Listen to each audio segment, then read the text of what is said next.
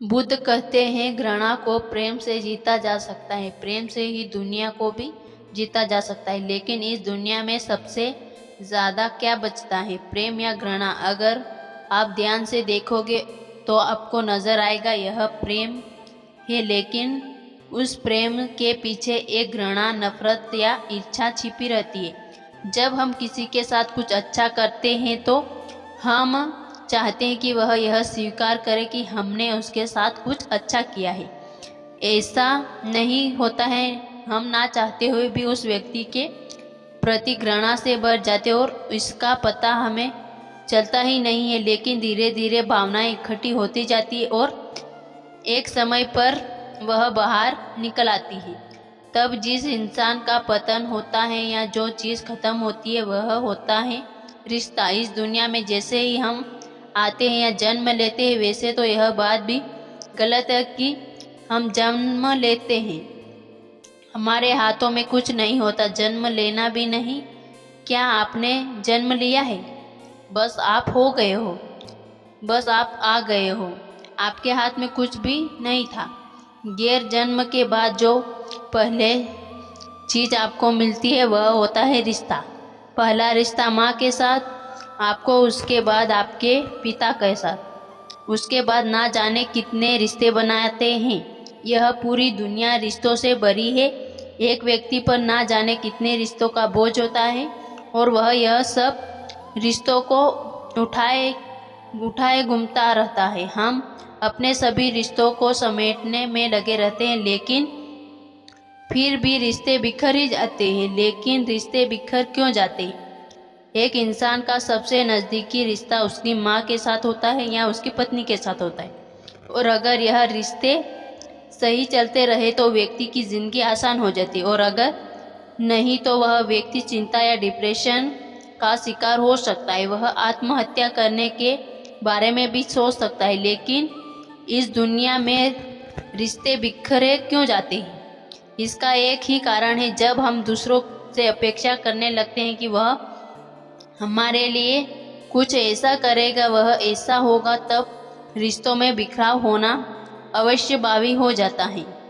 और ज़्यादातर लोग यही कहते हैं कि एक पति सोचता है कि उसकी पत्नी उसका कहना माने, वह जैसा कहे वैसा करे।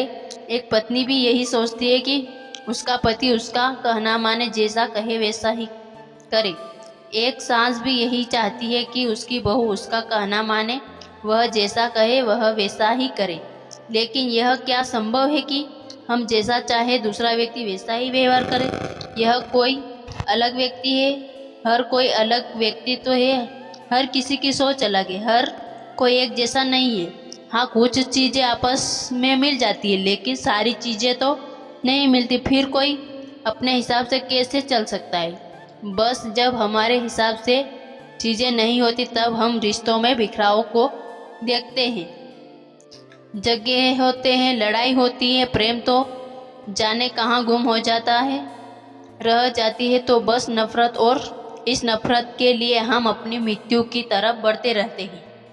हालांकि इस बारे में किसी को ख्याल नहीं आता कि जन्म के साथ मृत्यु तोहफे में मिली है, और इसका अभ्यास भी कैसे हो सकता है जब हमें यही ख्याल नहीं रहता कि हम जीवन को जी भी रहे हैं। जैसे हम सोचते हैं कि हम सांस ले रहे हैं, वास्तव में हम सांस लेते नहीं हैं, सांस आ रही है। क्योंकि अगर हम सांस ले रहे होते हैं तब हम कभी भी सांस ले सकते हैं और कभी भी बंद कर सकते हैं, लेकिन ऐसा नहीं है। यह तो स्वयं ही आ रही है, हमें अपनी सांसों तक का ख्याल नहीं है। सांसों को छोड़े हमें तो अपनी आँखों तक का ख्याल नहीं है। क्या आपको कभी यह ख्याल आया है कि आप आँखों से देख रहे हैं? क्या आपको कभी देखने का ख्याल आता है कि नहीं? आप तो बस भाग रहे हैं अपनी समस्याओं को सुलझाने के लिए, और समस्याएं कितनी हैं, अनगिनत समस्या है आपके जीवन में। किसी किसी को सुलझाएंगे, समस्या कभी सुलझने का नाम नहीं लेती, और यह समस्या ज़्यादातर रिश्तों में ही होती। अगर रिश्तों में दूसरे से लेने की अपेक्षा छोड़ दे, बल्कि हम यह इच्छा रखें कि हम सामने वाले को कुछ देंगे और उसकी खुशी में हम खुद की खुशी ढूंढेंगे और अपने स्वार्थ को त्याग देंगे। तब हम उस रिश्ते को ऐसा मजबूत करेंगे कि वह कभी नहीं टूटेगा। लेकिन क्या यह एक तरफ संभव है? बुद्ध ने लिया तो यह संभव है, क्योंकि उन्होंने कभी किसी से कोई अपेक्षा नहीं की। उन्होंने सबको समान ज्ञान दिया, उनको भी वही ज्ञान दिया जो उन्होंने गालियां देते थे। लेकिन एक संसारी के लिए यह एक तरफा संभव नहीं है, क्योंकि उसके अंदर अहंकार भी होता है। अगर उसके लिए काम को पसंद ना किया जाए तो वह नाराज भी हो जाता है। बुद्ध कभी किसी से नाराज नहीं होते थे, और यह तभी हो सकता है जब सब यह समझे कि हमें दूसरों को देना सीखना चाहिए, ना कि लेना।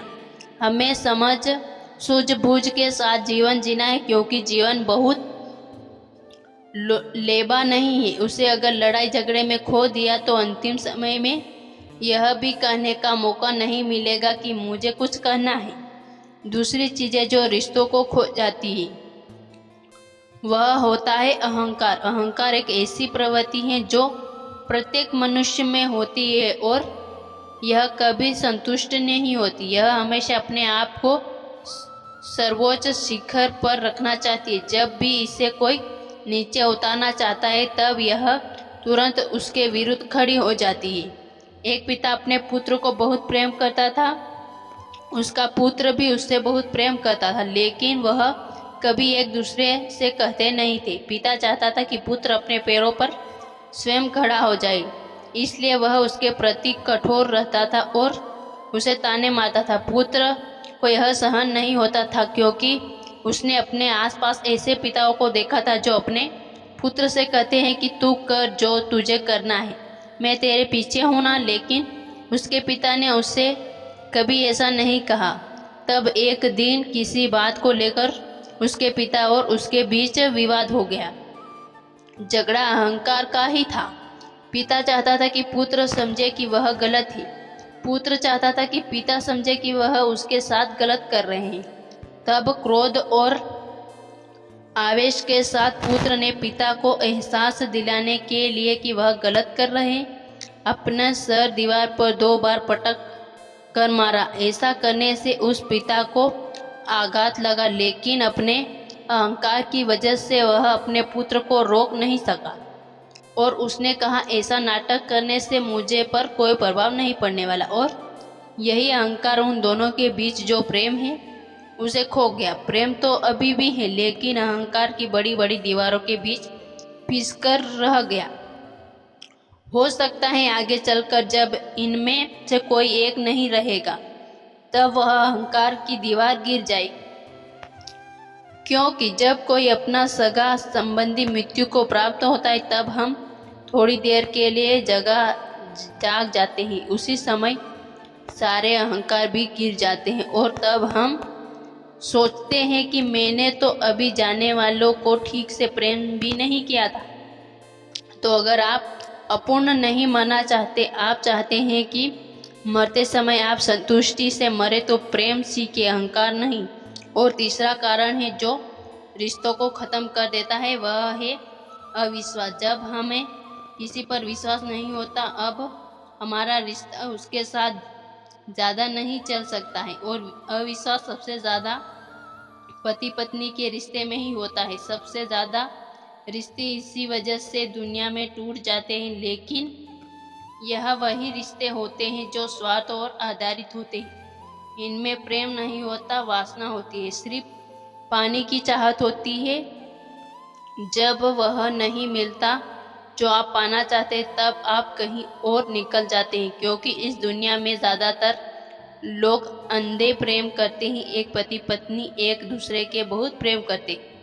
उनकी नई नई शादी हुई थी, पति व्यापारी था और वह अपने व्यापार के लिए परदेश जाया करता था। वह 4 से 5 महीने के लिए बाहर रहता था, बहुत दिनों बाद वापस आता और कुछ दिनों बाद वह वापस चला जाता था। एक दिन उसकी पत्नी के मन में ख्याल आया कि कहीं उसके पति ने बाहर किसी दूसरी औरत के साथ शादी तो नहीं कर ली। अब उसका सारा समय इसी बेचैनी में गुजरता और इसी बेचैनी को हवा देने के लिए आसपास की औरतें भी उसका सहयोग करती। ऐसे ही वही पति बाहर रहकर यह सोचता रहता है कि कहीं उसकी पत्नी का किसी और से कोई संबंध तो नहीं है। वह घर पर अकेली ही रहती है, उसका कोई फायदा भी उठा सकता है। वह भोली है, कोई उसे बहका सकता है। और जब उसने अपने एक मित्र की ऐसी ही कहानी सुनी तो उसे अपनी पत्नी पर शक होने लगा। पुराना समय था, इसलिए फोन, चिट्ठी, पति जैसे सुविधा नहीं थी। उनके बीच से प्रेम गायब हो गया था। वे एक दूसरे के खींचे खींचे रहने लगे, लेकिन कभी भी उन्होंने एक दूसरे से कुछ नहीं कहा। उन्हें पूरा विश्वास था कि दूसरा धोखा दे रहा है। और समय बीतता चला गया है। उनको एक पुत्र हुआ और एक पुत्री भी हुई। उन्होंने उन दोनों की शादी भी की। उनकी उम्र 80 साल हो गई थी। अब वह बूढ़े हो गए थे। तब एक दिन पत्नी मरने हालत में पहुंच गई। तब उसने हिम्मत कर पति से पूछा ही लिया, तुम्हारी दूसरी पत्नी कैसी है? वह जो परदेश में रहती है, उसके बच्चों से मुझे मिलवाओगे? नहीं, पति ने कहा। और वह दूसरा तुम्हारा प्रेमिक कैसा है, जो मेरे बाद यहाँ तुमसे छुपे छुपे कर मिलने आया करता था? पत्नी ने कहा, मैं मरने वाली हूँ, झूठ नहीं बोलूँगी। मेरा कोई प्रेमी नहीं है, मैं तो केवल तुमसे प्रेम करती हूँ। पति ने कहा, तो मेरी भी कोई दूसरी पत्नी नहीं है, मेरी एक ही पत्नी है और वह तुम हो। पत्नी ने कहा, काश यह बात मैंने तुमसे पहले ही पूछ लेती होती तो आज तक मैंने मन पर पत्थर रखकर जितना जीवन निकाला है, मैं उससे खुलकर जी पाती। और यही है कि वह आखिरी समस्या जो रिश्तों को ख़त्म कर देती है, वह है बात ना करना। जब तक हम किसी से बात नहीं करेंगे, तब तक कोई भी समस्या सुलझने वाली नहीं है। समस्या को समझने और उसे ख़त्म करने के लिए उसके कारणों को जानना पड़ता है। बुद्ध कहते हैं, दुख ही दुख का कारण भी है और उसका निवारण भी है। लेकिन हम केवल दुखी होते रहते हैं, ना तो हम दुख को जानने की कोशिश करते हैं और ना जब हम जानने की कोशिश ही नहीं करते तो कारण का तो हमें पता चलता ही नहीं है और उसका निवारण तो दूर की बात हो जाती है। दोस्तों, उम्मीद है कि आपने आज की इस वीडियो से ज़रूर कुछ ना कुछ सीखा होगा। तो इस वीडियो को लाइक और अपने दोस्तों के साथ शेयर करना ना भूलें।